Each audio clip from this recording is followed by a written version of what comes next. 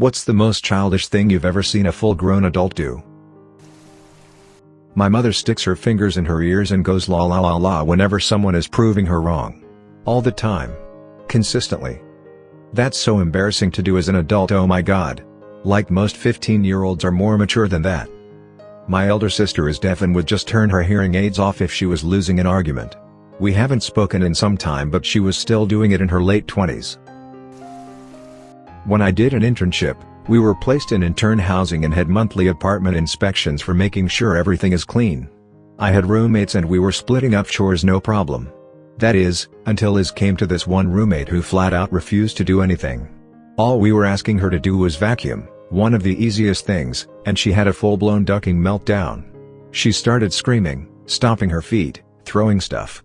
She said that she doesn't do cleaning, and when she was back at home she would pay her mom to clean her room for her.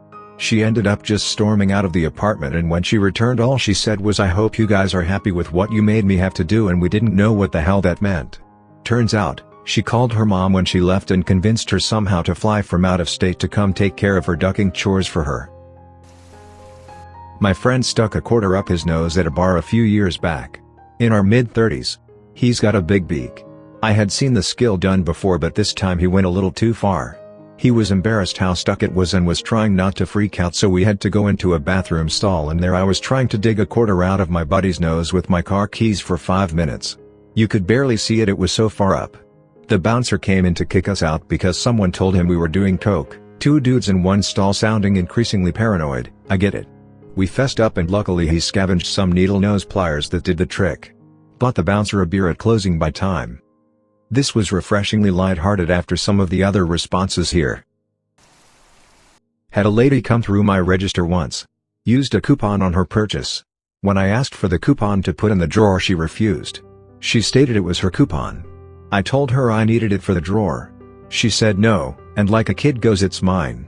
I then stated she could only use it once and that we needed it to have to count at the end of the night. She kept telling me no, it's hers, and maybe she'll just rip it up instead. I told her she can't rip it, it was one of those nice, semi-laminated ones.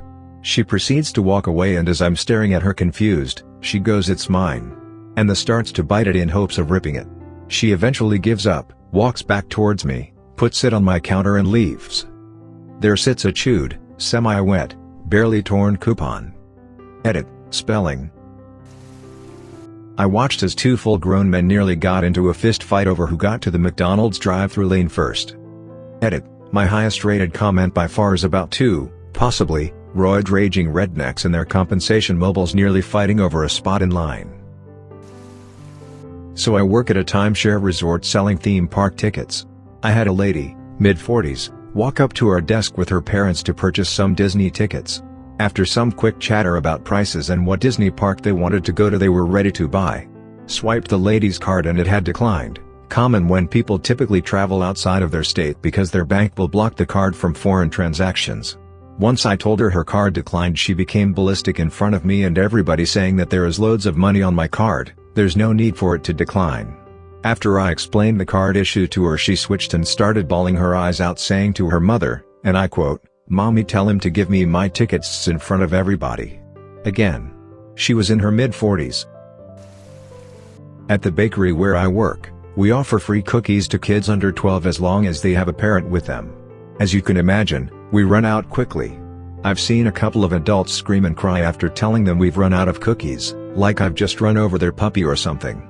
The kids usually just shrug it off and walk away. Did the parents consider buying their kid another cookie instead? I often suggest they do, which is usually followed by dramatic gasps on their part. I know that this is really petty to talk about, but my boyfriend's dad pouts by gingerly grabbing objects, pretends to look at them sadly, and then flings them to a different part of the table. He pouts usually over stupid things. That sounds very annoying and borderline spooky. We had a former executive vice president in the office who would go silent on you for a predetermined amount of time if you said something he didn't like. Only thing was, we didn't know that predetermined length, or what we might have said that to him that would set him off. That seems like an ineffective way of doing business. And one of the reasons our division got shut down. My mom's piece of shit boyfriend flipping over a table and storming out of a restaurant because they wouldn't give him a discount for some bullshit reason he made up. He was always asking to talk to the manager to get discounts and free stuff. Usually he'd get it too because those people aren't paid enough to deal with angry morons like him. He died a few years ago, fortunately. I had to read that last sentence twice. My dad got mad at me once when I was little for choking because I was embarrassing him. Insert "welp I guess I'll die" meme. Literally. My roommate had to clean cat pee out of her carpet, and I bought her a cleaner to do it with. She sprayed it in the carpet, said she was done and going to have a nap. I mentioned that I didn't hear her run the vacuum. She got confused, so I showed her the directions on the bottle of the cleaner, stating that you must vacuum the spot. She literally whined, "But I hate vacuuming, I can do it after my nap." I told her to stop it. If the cleaner was left in the carpet it would bleach it. She then stomped her feet around and whined at a high pitch, not wanting to vacuum and how she wouldn't have cleaned the cat pee if she knew she had to vacuum. She is 26. Edit. Quick FAQ, since I am getting lots of the same questions. For mental health issues she has depression and anxiety. These are being treated with a psychiatrist. She is not autistic and she does not have ADHD. Fear of the vacuum is real, yes, and it is different when different people use it.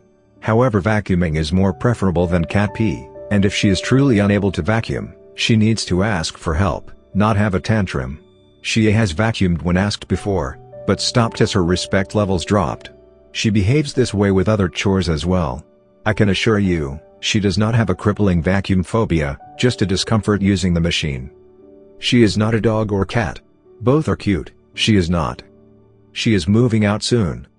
There are plenty of cheap, easy tricks to make chores manageable. I use a lot myself. If SHE is unwilling to use them though, they are useless. More garbage cans make it so more trash has to get packed to go outside, so she opposes. Litter liners mean another bag to go outside, so she opposes. An extra litter box is another box to scoop, so she opposes. We tried an assigned chore system, but she didn't pull her weight, which led to a chore backup and a very stinky kitchen. Rubber gloves are too rubbery, latex gloves are too latexy. A bucket of water is an extra bucket to wash, but taking the mop to the bathtub is a long walk. There will always be an excuse. Her and I have been friends since high school. She didn't used to be this bad. She got worse after living on her own, partially because her parents ran her schedule too much so she can't schedule for herself, and she never learned how to properly do chores. After I got sick and was in and out of hospital for 3 years, I stopped putting the hammer down on her, and at this point it is too late to start enforcing things without a tantrum from her. She is too used to being lazy and has no drive to improve.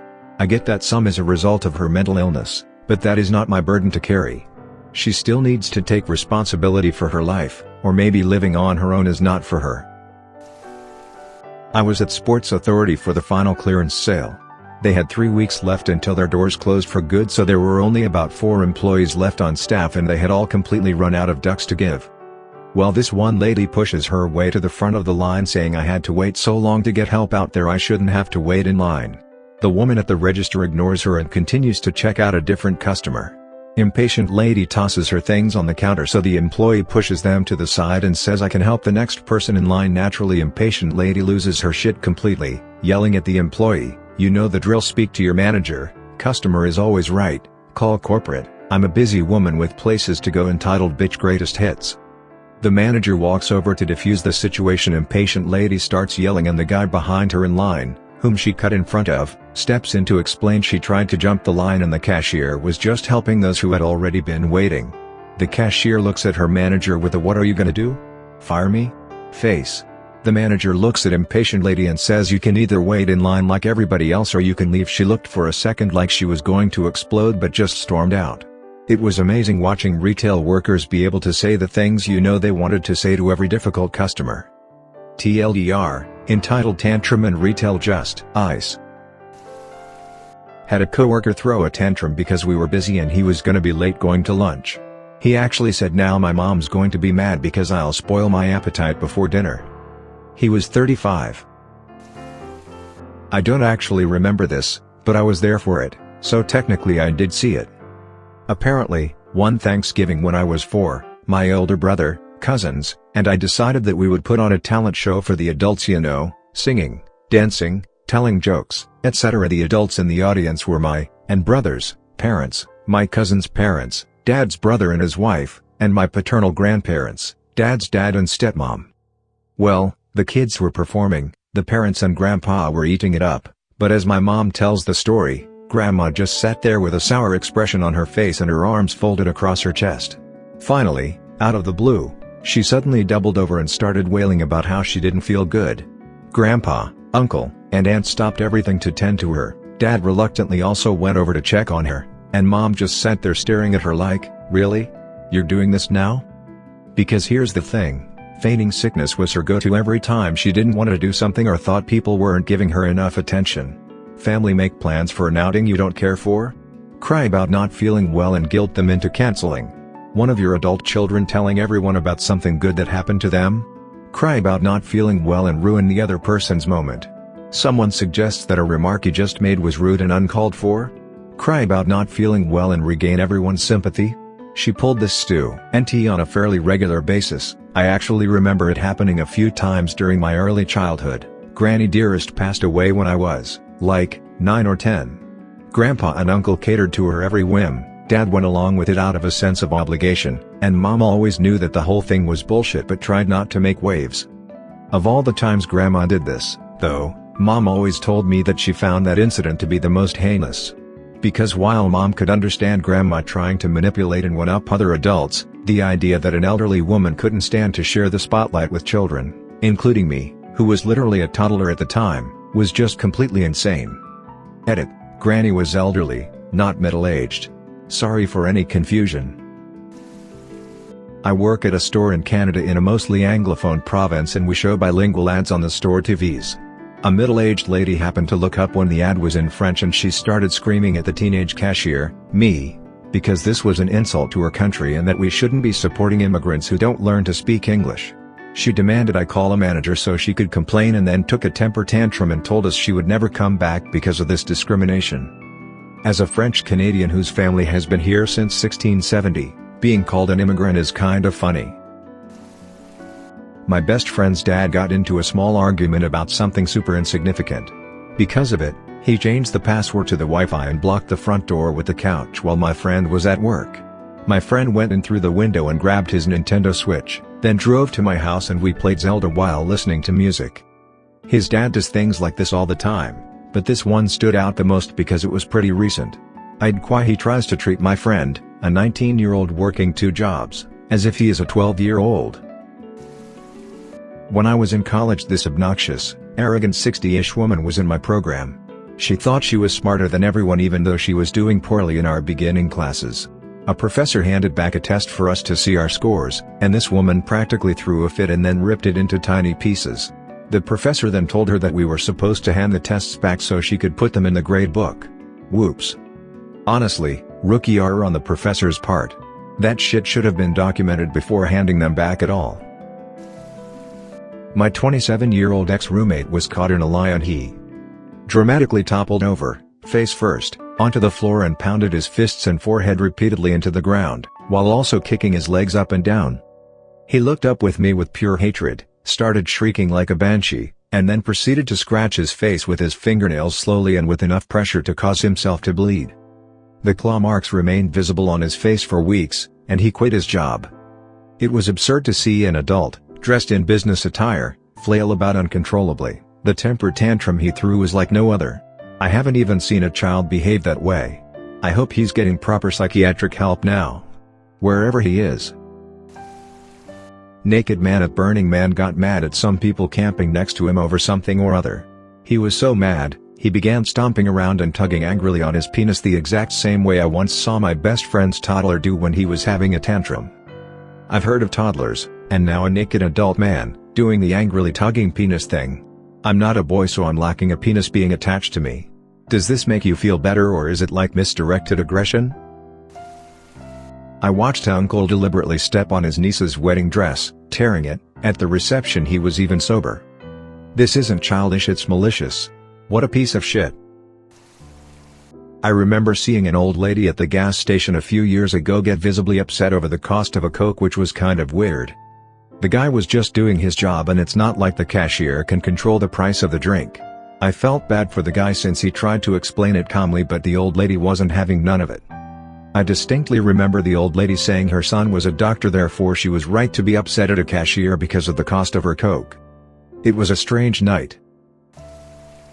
I worked as a bank teller. Senior citizens would throw complete, utter, temper tantrums over asking to see their IDs.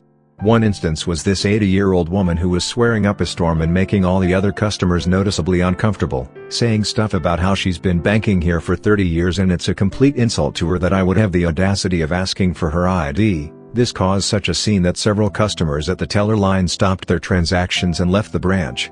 Why did she come in, you ask?